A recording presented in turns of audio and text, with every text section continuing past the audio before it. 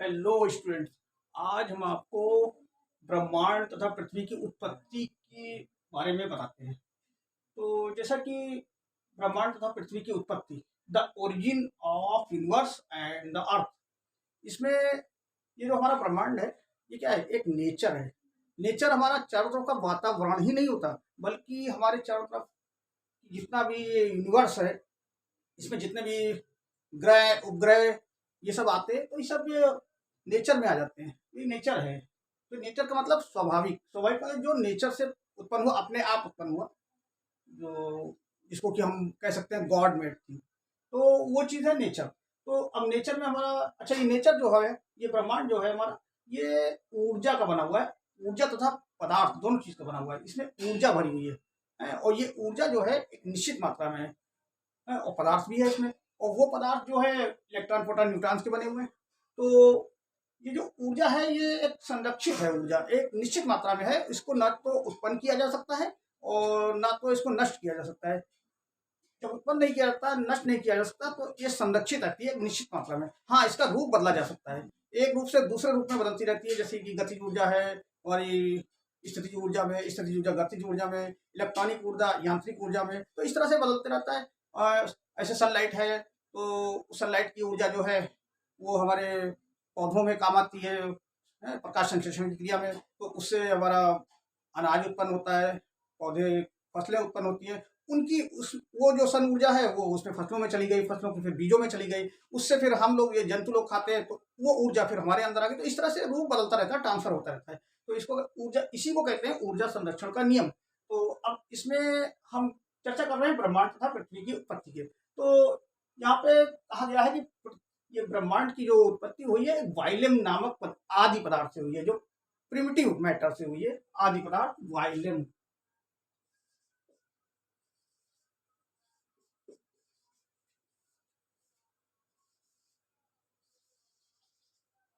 ये तो ये वायलम पदार्थ जो प्रारंभ में था, ये गैसीय रूप में, तप्त पिंड के रूप में था। एक गैसीय बादल के रूप में था, एक गोलाकार बादल के रूप में। और ये रोटेटिंग फॉर्म में था, चक्कर काटता हुआ था, जैसे कोई भंवर चक्कर काटती है, इस तरह से था। तो इसमें ये जो पदार्थ थे, और पदार्थ में आपके मैटर्स भी हैं, मैटर्स और एंटी मैटर्स, और प्रति पदार्थ जिसे कहते हैं। पदार्थ और प्रति पदार्थ में रोटेटिंग फॉर्म में ये क्या हुए, आपस में टकराए इनके कण। और टकराने से इसमें बहुत बड़ा विस्फोट हुआ। ये विस्फोट जब हुआ, तो इसमें ये अलग अलग खंडों में ये बादल टूट गया। ये हाइपोथेसिस या ये सिद्धांत एबी लिमेत्री ने दिया था। एबी लिमेत्री की बिग बैंग थ्योरी के अनुसार है। ये बिग बैंग थ्योरी के अनुसार एबी लिमेत्री,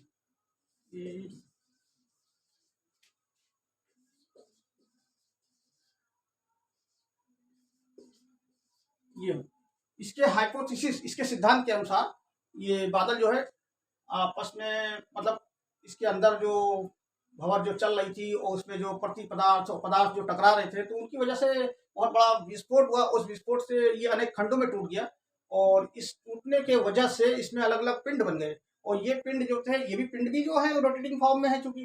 तो इन हर एक पिंड से एक अलग अलग आकाश गंगाएं बनी। पहले आकाश गंगाएं बनी, तो और उन आकाश गंगाओं के छोटे छोटे चमकते पिंडों से उसमें भी फिर और पिंड बने। तो उनसे असंख्य लाखों सितारे बने, जो कि आज भी वो सितारे जो है वो गैसियस फॉर्म में है और चमकते हुए गर्म गोले के रूप में है।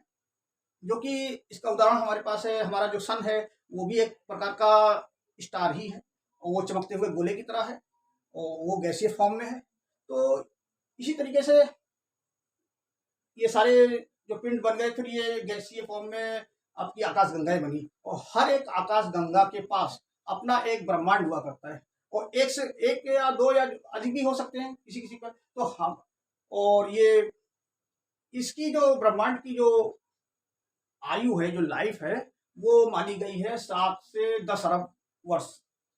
तो कोई भी चीज की लाइफ होती है, कोई भी चीज जब वो स्टार्ट होती है तो उसका एंड भी होता है। तो इसका जो स्टार्ट हुआ था, ये करीब 7 से 10 अरब वर्ष इसका लाइफ माना गया है। और ये हुआ 4.5 से 5 4.5 अरब से लेकर के 5 अरब के बीच पहले ये हुआ, आज से इसका उत्पत्ति हुई है। तो ये पिछली सदी में जो लाप्लास एक सिद्धांत हुआ है, लाप्लास सिद्धांत के अनुसार ये हमारी जो पृथ्वी का उत्पत्ति हुई है वो हमारी एक आकाश गंगा के ही से हुई है। आकाश गंगा का एक पार्ट ही है ये, हमारी पृथ्वी आकाश गंगा का पार्ट है। अब ये हमारी आकाश गंगा में ये हमको जो ज्ञात है, ये हमारा सौर मंडल जो है, इसके जो सूर्य है और इसके और ग्रह है, ये आकाश गंगा का ही एक पार्ट है। हो सकते हैं इसमें और भी आकाश गंगा, हमारी आकाश गंगा में और भी ब्रह्मांड हो सकते हैं। तो इसी तरीके से बहुत सी आकाश गंगाएं हैं और उनके अपने अपने सौर मंडल हो सकते हैं। तो अब वहाँ और जीव भी हो सकते हैं उनपे। तो ये कल्पनाएं हैं और कल्पनाएं सिद्ध उतरती है, इसलिए इनको सही माना जाता है। तो इस तरह से अब इस तरह से जो ये वायलम नामक पदार्थ था, इससे जो पिंड बने और इससे जो हमारी आकाश गंगाएं बनी, और हमारे इसके घूर्णीय बादल से हमारी जो आकाश गंगा है उसके घूर्णीय बादल से हमारी पृथ्वी की उत्पत्ति हुई। इसमें भी जो पदार्थ रोटेटिंग कर रहे थे, इसके घूमने, इसके जिस पिंड से ये पृथ्वी हमारी बनी, उसमें जो भारी पदार्थ होते हैं, जैसे भारी पदार्थ है, जैसे निकिल है, कोबाल्ट है, आपका लौह पदार्थ है, तो ये घूमते घूमते ये जो है उसके सेंटर में आ गए। जैसे हम किसी बर्तन में भरते हैं, कोई पानी है हमने लिया, ये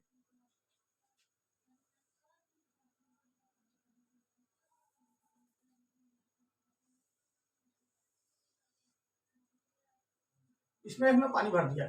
अब इसमें एक किसी डंडे से इसको कस के घुमा दिया, तो क्या ये पूरा पानी जो है चक्कर काटता हुआ घूमता है ऐसे। हाँ, इसमें भंवरें बन जाती हैं। अब इसमें क्या होता है, अगर हम इसमें कोई चीज, जैसे कोई घुलनशील पदार्थ है जिसमें इसकी भारी कण है, हल्के कण है, जैसे कोयला है, लकड़ी का कोयला या लकड़ी के गुटके, कुछ भारी पदार्थ कंकड़ वगैरह या बालू वगैरह जब इसमें घोलते हैं, तो हम क्या देखते हैं, जब इस पानी को तेजी से घुमाया जाता है तो इसमें जो भारी कण होते हैं वो सेंटर में आगे इकट्ठा हो जाते हैं, यहाँ पर सेंटर में, और जो हल्के पदार्थ होते हैं वो इसके चारों तरफ इसकी भंवर में फंस जाते हैं, वो इसके चारों तरफ, और हल्के पदार्थ और बाहर की तरफ। तो इसी प्रकार से कुछ हमारी पृथ्वी का भी निर्माण हुआ है, इसी प्रकार से। तो उसमें क्या हुआ, घूमते हुए बादल में जो भारी पदार्थ थे, जो भारी पदार्थ के कण थे, वो उसके सेंटर में इकट्ठा हो गए, जैसे कि आपका निकिल है, कोबाल्ट है, ये सब। तो इस तरह से वो सेंटर में इकट्ठे हो गए। उसके बाहर की तरफ उससे हल्के पदार्थ आए। तो जो निकल कोबाल्ट ये क्योंकि तत्व गोले के रूप में था ये, तो इसमें जो है ये पिघले हुए पदार्थ के रूप में आज भी हमारे पृथ्वी का कोर बनाए हुए हैं, पृथ्वी की क्रोड बनाए हुए हैं, उसमें आज भी ये इसमें एक केंद्र में इकट्ठा है। और ये कभी कभी जैसे ज्वालामुखी वगैरह फटता है तो उसमें ये निकलता है पिघले हुए लावा के रूप में। तो इस तरह से ये प्रमाणित होता है कि जो भारी पदार्थ है वो सेक्टर में इकट्ठा हो गए, और पृथ्वी का ताप उस समय जो था करीब 5,000 से 6,000 के बीच आका गया है। और ये आज भी जो लावा के रूप में है, तो इनका भी हजारों में तापमान होता है, जो कि जब लावा के रूप में फटता है, ये प्रमाणित होता है, प्रमाण करता है कि उस जगह की जो जमीन वगैरह है या उस जगह धरती है, वो या वन है, जंगल है, बस्तियां है, वो सब नष्ट हो जाती हैं। तो इतना इनका ताप होता है। तो ये आज भी पृथ्वी का केंद्र में इतना ताप मौजूद है, और वहां पे ये पिघले हुई अवस्था में ये पाए जाते हैं।